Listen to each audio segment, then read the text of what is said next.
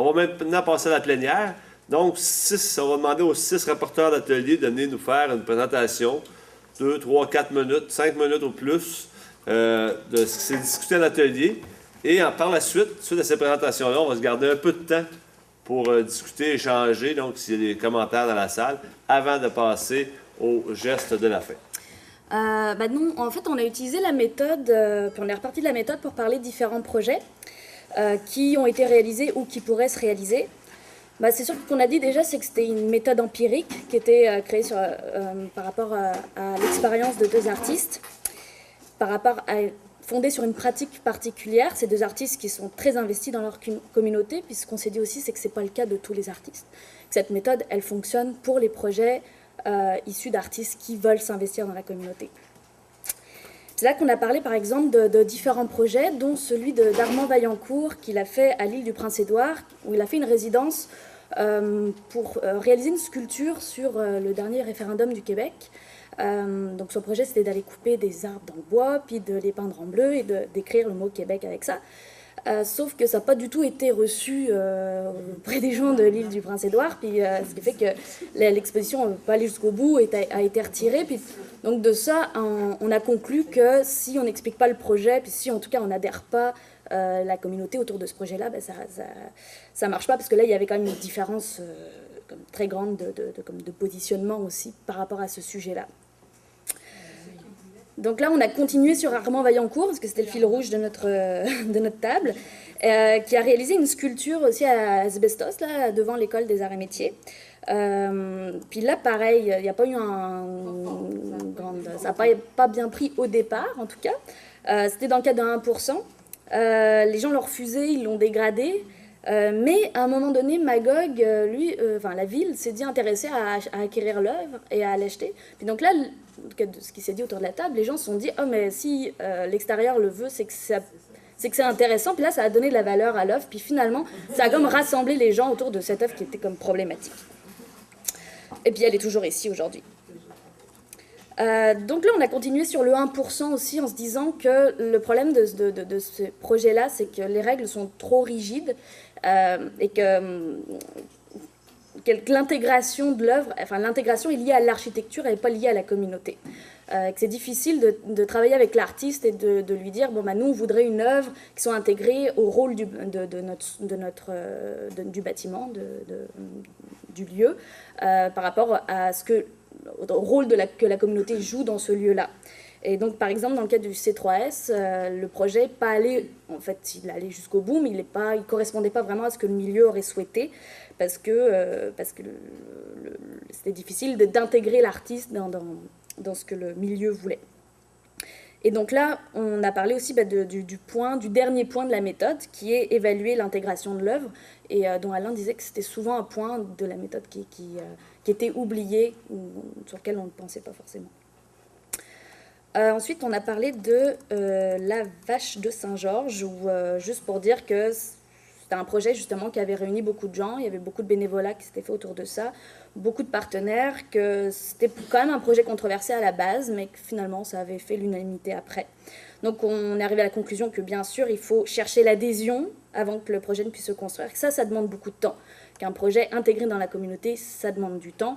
Et qu'en plus, quand on veut apporter une innovation, de la nouveauté, ça aussi, ça demande du temps. Donc on ne réalise pas un projet en 6 mois. C'était un peu la conclusion. Là, on a parlé d'un projet qui pourrait voir le jour et qui est justement un projet qui demanderait beaucoup de temps. C'est en lien avec la mine Asbestos et le sculpteur Normand Toupin qui a été approché par le PDG de la mine pour réaliser une sculpture par rapport aux différents éléments, résidus qui sont liés à la mine, qui serait une sculpture en hommage aux travailleurs. Puis là, on a essayé d'intégrer la méthode à ce projet-là, puis on a vu que ça s'arrêtait vraiment très tôt dans l'élaboration du projet parce que elle n'était pas, c'était pas un projet encore connu non plus. Il faut qu'ils en parlent à plusieurs personnes. Pour l'instant, il y a 2 personnes qui sont sur le projet, puis c'est surtout lié à un contexte particulier du fait que la mine n'a pas, on ne sait pas trop si elle va ouvrir ou pas, et donc comme l'œuvre, elle reste un peu liée à ce contexte socio-économique. Mais que si jamais ça fonctionnait, ça serait intéressant d'étendre le projet sur différentes municipalités et de voir comment ça pourrait s'incarner ailleurs, mais toujours avec un tronc commun. Et là, on est arrivé à la route des cantons, où justement on disait que c'était un projet intéressant parce que ça permet à chaque municipalité de faire valoir sa particularité, mais c'est intégré dans un projet commun. Un peu, donc là on a repris comme les taconcites qui sont tous les mêmes, mais chacun représente une valeur qui lui est propre. Donc là, bon, pour conclure, en tout cas on a dit que partir un projet tout seul, ça ne fonctionne pas. Pour être accessible aux subventions, commandites, il faut être intégré à la communauté, prendre le pouls de ce qui se fait, intégrer une activité existante, puis voir comment on pourrait la bonifier. Puis pour ça, on peut utiliser des regroupements qui existent déjà, comme les conseils de la culture, comme Ravir, qui regroupent des artistes et des travailleurs culturels de la région. On est revenu aussi sur un des aspects de la méthode qui est d'identifier les partenaires financiers. Puis on a rappelé qu'un des leaders du développement dans la région, c'est la CRE, la conférence régionale des élus, et que pour l'instant, la culture n'est pas inscrite dans le plan quinquennal, dans le plan d'action de la CRE, ce qui fait que ça peut poser des problèmes pour réaliser des projets du fait que c'est pas que les élus veulent pas, mais c'est que c'est pas inscrit dans le plan. Donc là, ils disent, bah là, il faudrait que ce soit inscrit dans le plan pour qu'on puisse faire. Donc une des choses que le milieu culturel pourrait faire, c'est se mobiliser pour que dans le prochain plan quinquennal de la CRE, la culture soit un plan d'intervention pour pas entendre dire la culture, ça ne fait pas partie de notre plan d'intervention, ça ne fait pas partie de notre plan d'action. Donc, table 5. Comme procédure, on a opté en faveur d'une étude approfondie, une analyse tout à fait sophistiquée de chacune des 4 étapes. Alors, planification, au départ, on se dit d'emblée, c'est indéniable, on adhère à tout ce qu'il y a là. On a tenu à spécifier que peut-être pour favoriser l'adhésion des personnes qu'on regroupe dans un premier temps pour constituer un comité de travail, d'aller chercher la population en passant par les enfants, jamais oublier l'école. C'est un impact presque direct sur les parents, donc la communauté en général. Puis de faire sortir aussi, pour les gens qui viennent se joindre à un premier comité, faire ressortir toujours les avantages que chacun, selon les milieux qu'ils représentent, leur sont spécifiques. Les retombées, donc pour chacun des groupes, que ces personnes-là représentent. Excusez. On a souvent référé aussi, dans notre réflexion, au projet qu'on vient de présenter sur les films de Portneuf, puis un autre projet aussi qui a lieu à la Colle. Quant à l'organisation, l'étape 2, là aussi on se dit on est d'accord avec tout ce qu'il y a là. Pour favoriser peut-être davantage la diversité, on se dit que pour favoriser toujours cette adhésion-là des gens, cette participation-là des gens au même comité, il fallait tenir compte de la diversité des ressources autour de la table, la diversité des personnes sur le plan des préoccupations, des expertises, des horizons et des points de vue différents. Souvent, quand on veut partir un projet, qu'on est l'instigateur, on va chercher des personnes justement qui nous ressemblent peut-être trop. Puis ça devient quasiment une secte, fait que pour éviter ça. Assurer la répartition, OK. Puis assurer aussi, au sein du comité, de ce comité-là, une répartition équitable des responsabilités, pour pas que ça repose et ça devient fragile à ce moment-là sur les épaules d'une ou deux personnes seulement. Puis de s'entourer de personnes non seulement dynamiques, mais qui vont travailler qui vont faire de leur dossier leur cheval de bataille, là, qui a une passion particulière dans le dossier qu'ils vont prendre en charge au sein de ce comité-là. Dans le volet organisation encore, il y a une chose qui nous paraissait toutefois manquante, que quelqu'un a soulevé, qu'il faudrait donc ajouter, c'est un plan de communication. Un plan de communication qui nous paraît essentiel, un plan de communication qui soit détaillé, qui soit clair, qui comprenne des conférences de presse, des articles, le site qui est mis en place, qu'importe, à la fois pour éviter, il ne faut pas oublier qu'on est dans des petits milieux, à la fois pour éviter toutes les informations mensongères qui peuvent circuler, pour susciter aussi l'intérêt des gens, déjà piquer la curiosité, puis tenter d'aller chercher le commun des mortels en démystifiant l'événement. Puis je me souviens, dans la première édition d'ailleurs du Festival du Masque, Île-de-Gaulle avait, je pense, Île-de-Gaulle, à travers les journaux locaux justement, tu avais publié déjà 2 ou 3 mois avant la tenue de l'événement, 4 articles, donc 4 mois avant la tenue de l'événement, il y avait eu des articles dans les journaux locaux pour parler du masque de façon générale, pour que déjà les gens, on pique leur curiosité, mais à la fois aussi qu'on participe à travers ces articles-là à démystifier le thème qui est abordé dans le masque. La troisième étape de la procédure qui a été identifiée par l'équipe de Jocelyn et Alain, l'exécution, donc on est d'accord avec ça aussi. Puis on dit qu'on devrait davantage parler lors de l'exécution de l'œuvre. Je vais mettre deux choses. On devrait parler plutôt dans le document de milieu et non pas de village ou de... Bon, c'est un commentaire.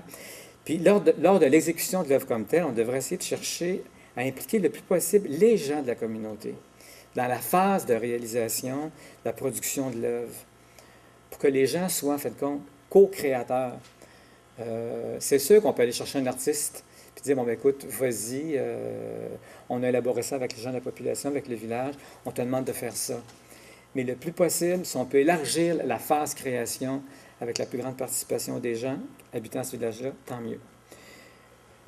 Puis par rapport à la phase d'évaluation aussi, puis tu disais qu'elle était parfois éludée, là, éclipsée, on se dit qu'il y a des projets qui sont plus propices que d'autres aussi à l'évaluation, puis c'est pas toujours évident d'évaluer la vitalité, la pérennité d'un projet.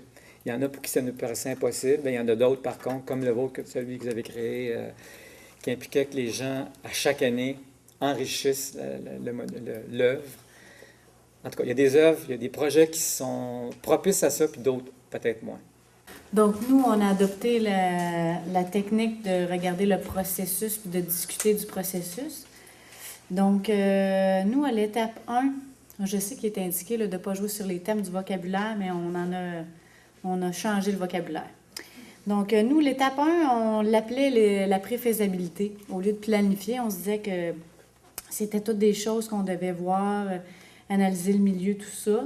Et l'élément qu'on retenait, qu'on pensait que c'était important d'ajouter, c'était l'essoufflement des personnes, que les gens soient au courant que, bon, cette partie-là, la première étape et la deuxième, c'est bénévolement. Les gens ils vont s'engager bénévolement, qu'il n'y aura pas de financement de rattaché à tout ça, que ça se peut que le projet ne fonctionne pas, mais que les gens ils soient comme à l'affût de ça.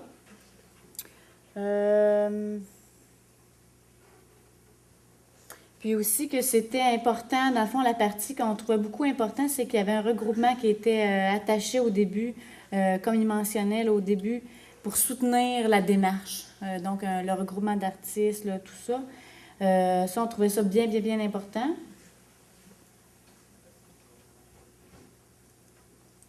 De ramener les attentes à la baisse dans la première étape. On trouvait peut-être que ça pouvait être un ajout. Mais tout ce qui était, tout le contenu là, de la première étape, là, on trouvait ça important. Nous, on séparait là, les étapes là, 1.1 jusqu'à 1.3. Nous autres, on mettait ça dans un bloc, on mettait préfaisabilité. Puis par la suite, 1.4 à 2.5, ça devenait pour nous autres de la planification.